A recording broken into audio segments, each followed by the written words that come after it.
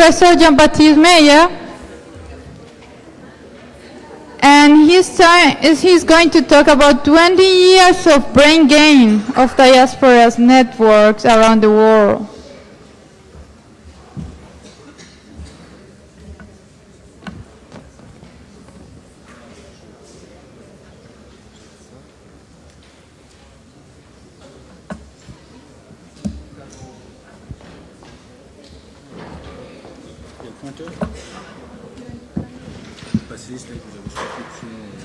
Télécommande sur la flèche et puis Alt Tab.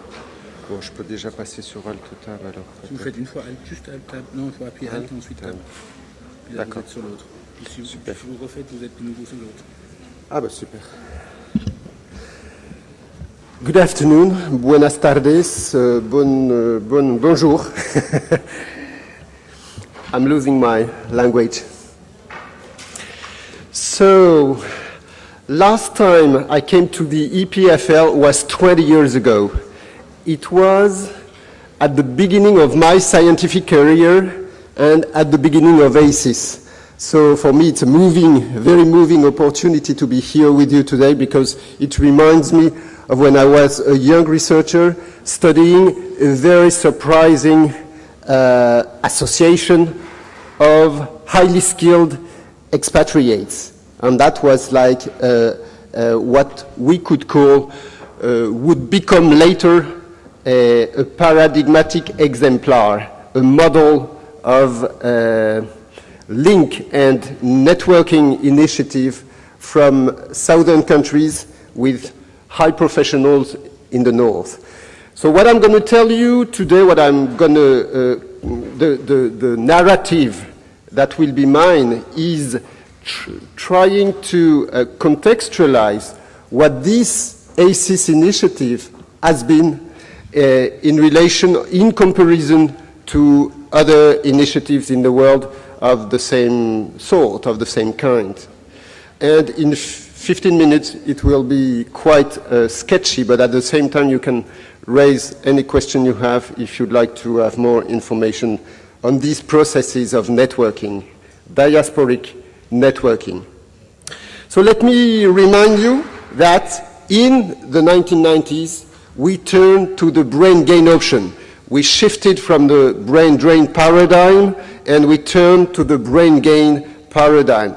The positive view of migration, sometimes too optimistic, but at least we shifted from the traditional negative, pessimistic view of outflows from the south to the north, and we turned towards capitalization of expatriates, either through return option, which is the one that you just seen on the screen, which is then the embedded knowledge of the individual going back to his country or her country of origin to make his or her country benefit from these skills.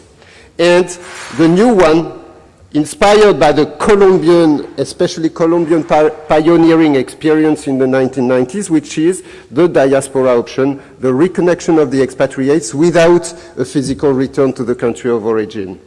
And this was brand new in the early 1990s when the Caldas network appeared and when the ACIS, as an association, a chapter of the Caldas network, was born a few months after the emergency of the Caldas network in other countries and in Colombia, from Colciencias in particular. So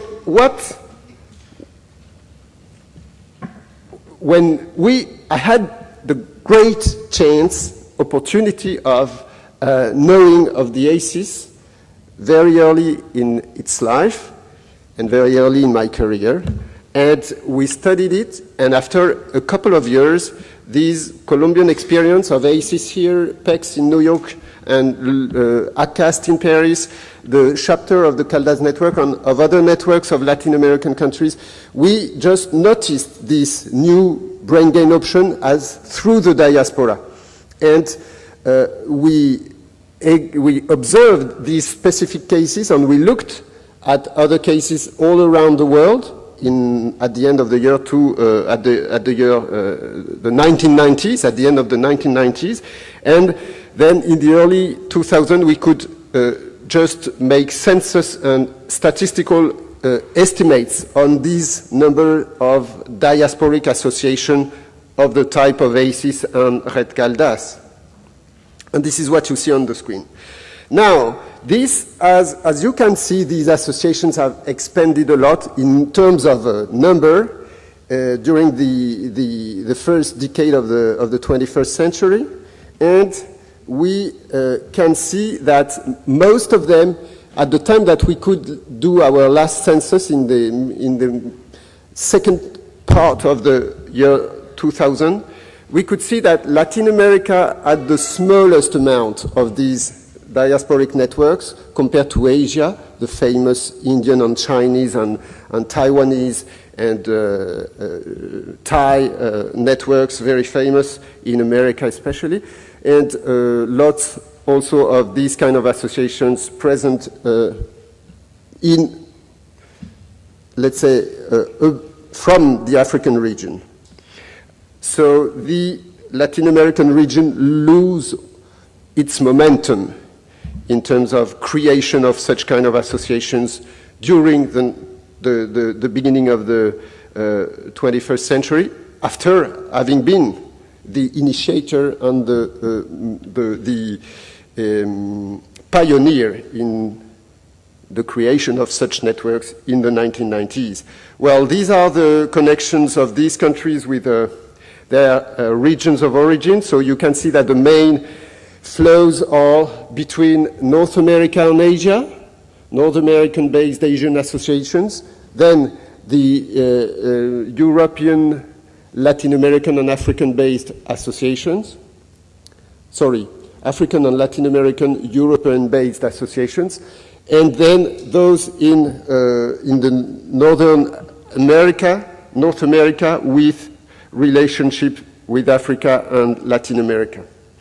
Let me go quickly, because I have very little time, just to tell you that this evidence on such number of associations of highly skilled expatriates, as we had a lot of controversies with colleagues all around the world to impose and to make evident what is today completely obvious, that there are plenty of diasporic initiatives. When we did that in the 1990s and early 2000, nobody believed us, even though we could show the ACIS example, for instance, but everybody would say this is an exceptional, this is an exception which is not at all representative of what's happening in the world. And actually, it was much more representative than we thought. So we just made a joke with the American colleagues that were too skeptical about our positive view of diasporic connections. And we showed them that the Chinese associations we had pointed at, which were supposedly just 10, and actually when we turned to Chinese keywords in Chinese, we could identify 20 times more associations, then proving the immense potential of diasporic, professional expatriate connection that were available for a country like China. And we just made fun of our Washington-based competitors in terms of migration and diasporic studies. Let me now, we then tried to modelize the connection of the diaspora. And I will not have the time to show you the model which is articulated on the actor network theory in the sociology of innovation that we made to explain why some networks are more effective than others and why we can see how we can interpret the effectivity, the efficiency, for instance, of the famous Indian information scientist networks in the Silicon Valley and their productive, creative relationship with Bangalore, how we can explain their success and their successes compared to, let's say, some failures or some shortcomings of lots of networks in other parts of the world. And sometimes the Colombian experience is described as a failure, for instance, of the Red Caldas. We do not share this appreciation, but we think that indeed with lots of lessons drawn from the Asian cases and from other successful cases in other parts of the world. Certainly, new experiences such as the Caldas network or new experiences in Colombia and in other Latin American countries could be much better than the ones that existed in the history. So, how many minutes do I have still? Okay, so let me quickly go to these professional associations. What did they do? The kind of transfers of knowledge they had with the countries of origin. In general, these transfers of many different types. We had these associations that we identified were formal structures, NGOs, type of ACIS, traditional association in many ways. And the difference, excuse me. So what we noticed is that when we did this census, we noticed that most of the people were gathered in association. We didn't know, actually, how far goes the diaspora. We didn't know if the formal networks, such as ACIS here, would reflect of the exhaustive Colombian highly skilled communities in Switzerland, for instance. We didn't know if ACIS was part of it, a big part of it, or a smaller part of it. And what we did with the CIDESAL project, creation of incubators of knowledge diaspora for Latin America, we had the opportunity to make a complete study of the population of associations and to make a much more exhaustive than ever before an analysis, an estimate of the diaspora, of the highly skilled diaspora. And we noticed that actually many people do work with their countries of origin without being tied to any formal associative structure, which makes us think that in many ways we can rely upon a much bigger potential than we expected before, and that the web DOS, the web 2.0, is it's an effective way of drawing and driving these dispersed resources, human resources, through not necessarily formal channels to effective links with Colombia, for instance, and with other countries in the case of other countries. Let me just maybe refer to you in the last minutes that I have to these few information, evidence that we brought on this exhaustive analysis of the diaspora. This shows you the distribution around the world of the Colombian diaspora, highly skilled, of course. Here we just talk of scientists and engineers. This is drawn from the Web of Science database, actually, of which through a very complicated process we extracted all the expatriates from Colombia. And you can see that for Colombia, the concentration are more on Europe than on North America and Brazil, even though those regions are very important for the Colombian highly skilled diaspora. You can see that when we look at Europe precisely, the mobility is in green and the settlement is in red. So the mobility to Spain is quite high, even though the settlement is low. So the diaspora is not that big in Spain, while it is much bigger, as you can see, in Switzerland, which is very big compared to the size of this little country in Europe. You can see it's almost as big as France and Germany. And as you can see, those people that come to Switzerland do settle and do not go back to Colombia for most of them, except for Cesar Pulgarin's students. And when you turn to those going back, you have this distribution of returnees from Colombia. And you can see that it's more spread than we would think. We would bet that Bogota would concentrate, the returnees to, and actually it's different. It's much more dispersed and balanced towards the of course, big cities of Cali and Medellin, but also to las de la costa y del sur. Then it means that the mobility does not, contrary to lots of interpretations today, the mobility does not only feed very highly intensive centers. It is going and spreading to maybe smaller places, which is quite encouraging. I think it's better to stop here, though we would have a lot of things to share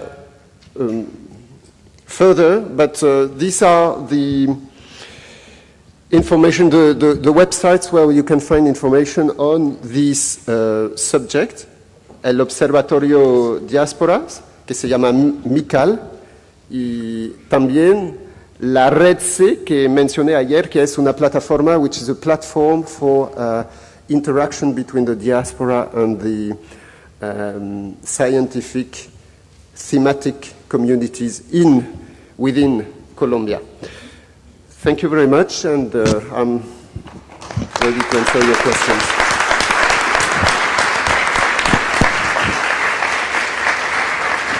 Thank you very much, Professor Meyer. You have very well respected the time, so we have time for questions. That's because I'm in Switzerland. Any questions?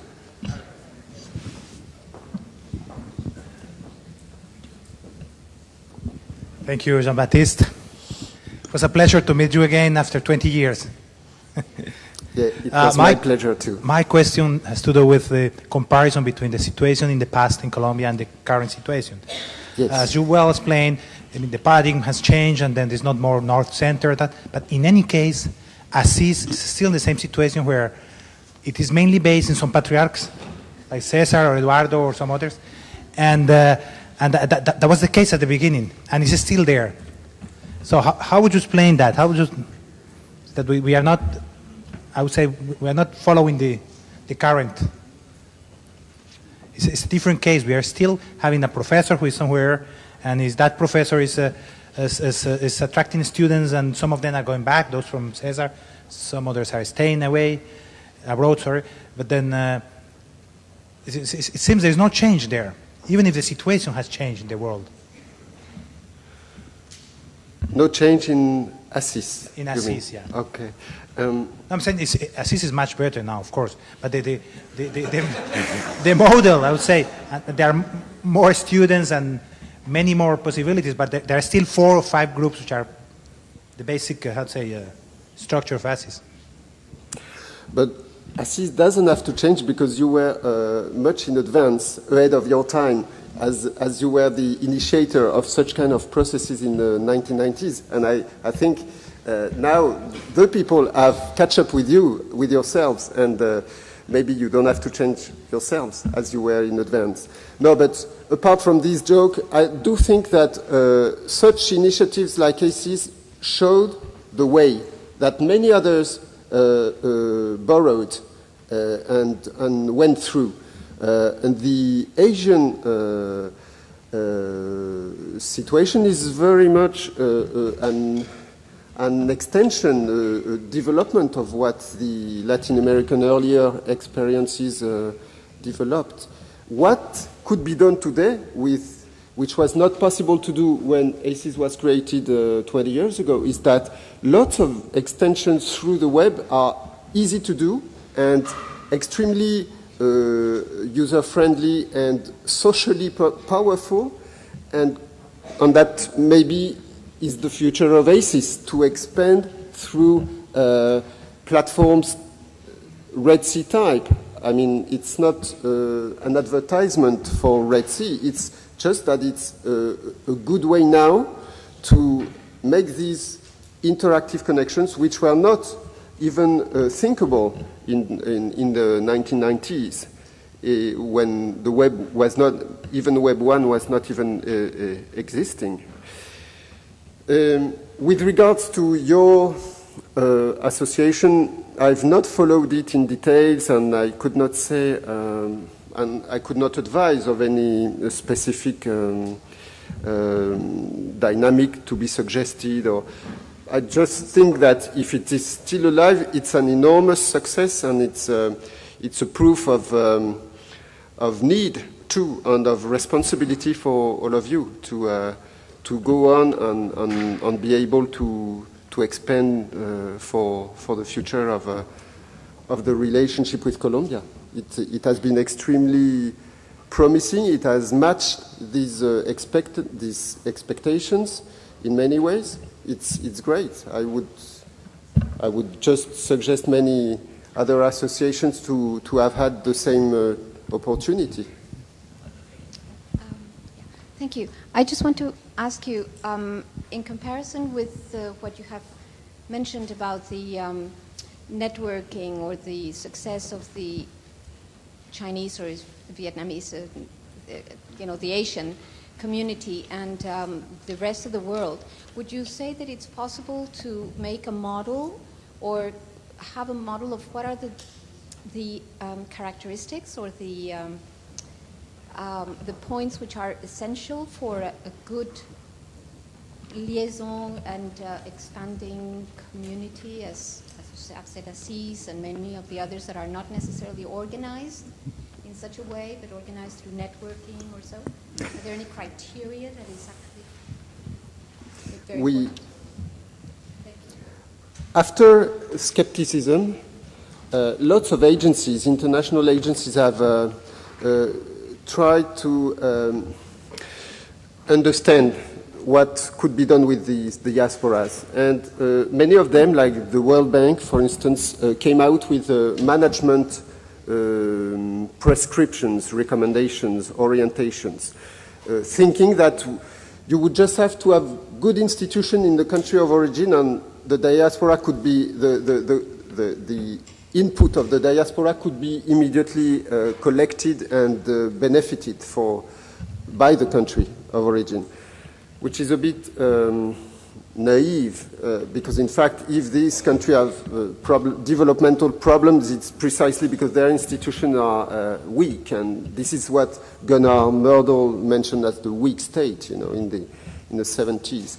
So it's not really an institutional issue that has to be addressed. We thought more of it in terms of a sociological issue, and this is where I just give you this theoretical framework that we used, the actor network theory, in which we identify the shortcomings of the innovation networks were due to some kind of failure in the steps or in the operations that these networks of innovation are supposed to achieve. So problematization is the way that people build a common sense and converge in the interpretation of what they have to do together to have a collective action.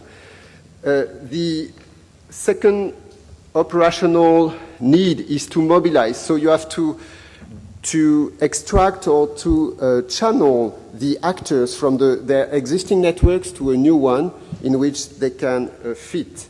Then you have the enrollment, which is the phase of formal commitment of the actors together, and you have the interestment, which is the continuous sustained involvement through devices of interconnection, mediation, etc. So we applied this model to the diaspora and diaspora network scheme, which is completely legitimate in the sense that we are talking of the same kind of innovation network. And we noticed that in many instances, all these networks easily connected with their country of origin. Let's say the convergence of meaning was not difficult, was not that much difficult, because they were willing to help and support the country of origin in many ways. The mobilization was not that complicated too. In many instances, we could notice that the expatriates often agreed to come and use their networks, even though they were not taken out of their own network. They would fit within new networks built through the connection with the country of origin. And then we turn to the enrollment. We had lots of ACIS type of association, so formal association, enroll people, membership, all these formal enrollment were achieved. What was in many cases not achieved was the interestment phase, the devices that would sustain action, long-term actions or perennial actions, permanent actions, projects with the countries of origin. So we imagined that we could then probably work on this issue of interestment and find options that would help to create these mediators between the diasporas and the countries of origin. The diaspora cannot sustain its actions alone. It needs to be supported and fed and nurtured and cultivated through lots of devices. These devices may be extremely heterogeneous. We have, let's say, communicational devices, interactive platforms, like I mentioned, is one of these interestment devices, but policy programs may be too, like providing with tender, call for tender, providing the opportunities for the expatriate to get involved into Colombian projects of any kind, like Conciencias Convocatoria del fin del año 2011, que trajo a unos 7 proyectos con investigadores involucrados de la diáspora. I'll switch back to English.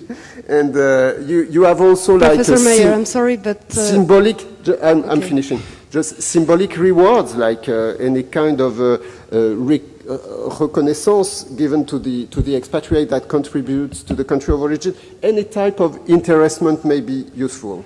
Sorry to be too long. Thank you very much.